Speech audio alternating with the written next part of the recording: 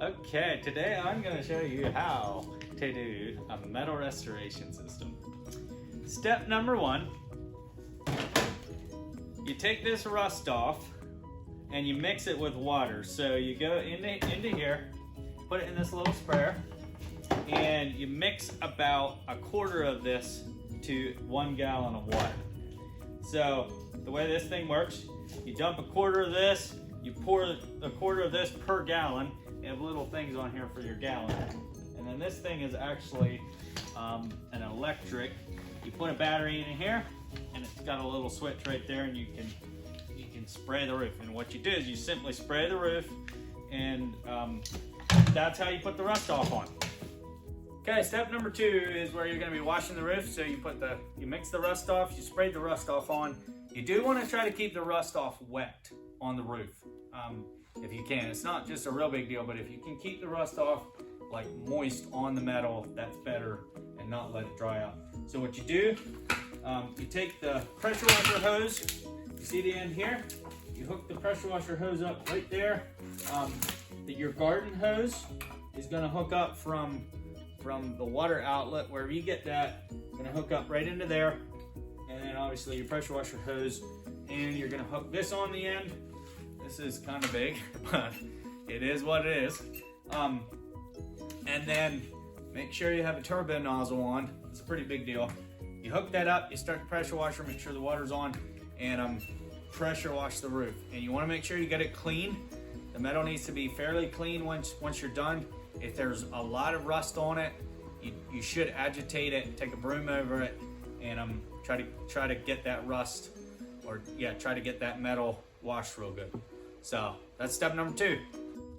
Okay, after you wash the roof, you're gonna want to walk everything and take these screws that have the little rubber washers on them, and just simply walk the roof and make sure everything's fastened down to the purple. That's step number three. Okay.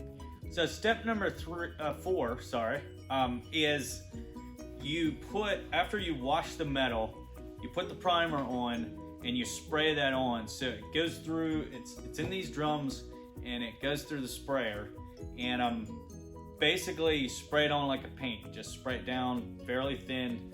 You turn the pressure down on the pump, and you spray it down on the roof. Here, he's the movie star on this. He's the extra, I guess. But what you do with all the seams, so you can see the seams here on the metal, every single seam. What you do is you take a strip, you can see the blue here, you take a strip of coating, you put the Benchmark base coat or Raptor 3 base coat, and you spray it down. You lay this right in the wet coating, put that into the wet coating, and then what you do after that's in, obviously that's not in, you take this brush on a stick, so you can see that. You take the brush on a stick, and he taped that real, you want that solid. And the guy that's spraying, he sprays this down, you put the fabric in there, you embed that. After it's embedded, he sprays it again the second time. And then a guy on a brush is going over this, and he's just brushing everything in. And what happens is that fabric gets brushed right in. Also, whenever there is a horizontal seam, so let's just imagine, obviously we don't have one here, but let's imagine there's an overlap, there's a piece of metal that's overlapping, and there's a horizontal seam. What you do the exact same process on here. So you go and you spray a strip, and you use, this is Spunflex 1, you use a little thicker product, Spunflex 2 for the horizontal seam. Spunflex 2 horizontal, Spunflex 1 on the vertical. So you do your strip, you spray it, you embed this in, and you just lay that right in there. You have to really be careful that you don't stretch this and that it's laid nice, or what happens is you'll come back and these little things will be up right on the corners, and that's called a fish mount. Now you don't want those, and there is a way to fix that, but you want to make sure that this is laid properly and that everything else is in there. So, anything else, Jake, on that? Any other tips? I don't think so. No. We'll go back, after this is dry, you'll go back and you'll caulk on the top edge with every single horizontal seam. You'll caulk on the top edge. You will take a caulk like this and a brush, and you'll simply, on the top edge where the water's coming down, hitting the top, you'll caulk all that. Before you even do that, you want to make sure you cut out any fish mouth, anything that's, any piece of fabric that loosened or is up, because this is a seal. You're actually sealing this, and you want to caulk it. Anything else, all these seams, the vertical ones as well, you want to just go through, take this brush in this caulk bucket, and just brush it in and brush the caulk on. Okay, step number 6 is where we take all the fasteners and take all these fasteners that are on the metal roof, and we seal them with this caulking material. Now you can brush it if you want, or we got a much better system with this.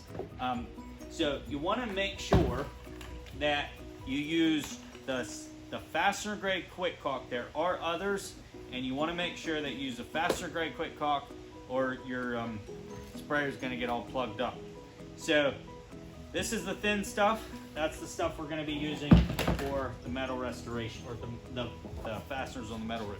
You take this machine, you unscrew it, take this lid off. You can pour from here from this lid. They have lids on the top lids, and you pour it from there into here. And what you do, there's a valve on here. Shut this valve before you pump it up. You go and pump this up till you got enough of pressure. And what happens, that quick caulk material actually will come through from here to here, and you'll just open that up as much as you need. You can simply open it up and really walk fast and do each one. So you'll go along, and you'll say there's a fastener here, and you'll go along, just keep it open, and you can walk along. You'll seal that, make sure it's completely sealed. You'll go to the next one, make sure it's completely sealed. Go to the next one and make sure they're completely sealed. So you just open that valve up and let that stuff come out. Now on this, and this is a pretty rookie mistake that a lot of people make, is you want to make sure that the fastener is completely covered. Okay, so what you want to do is you want to make sure that this fastener is completely covered, and a rookie mistake is to leave little gaps in these fasteners. What we're doing is we're actually sealing the fastener. We're completely sealing it.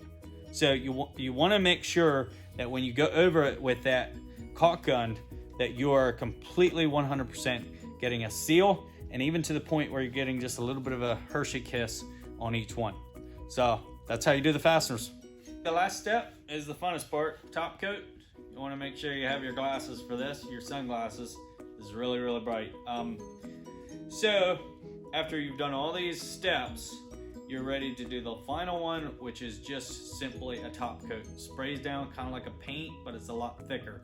You want to be looking for, when you spray that top coat, you want to be looking for what you call an orange peel. Just a little bit. You don't want it running, you don't want it cracking. Just a little bit of a peel on the coating when you're spraying that down.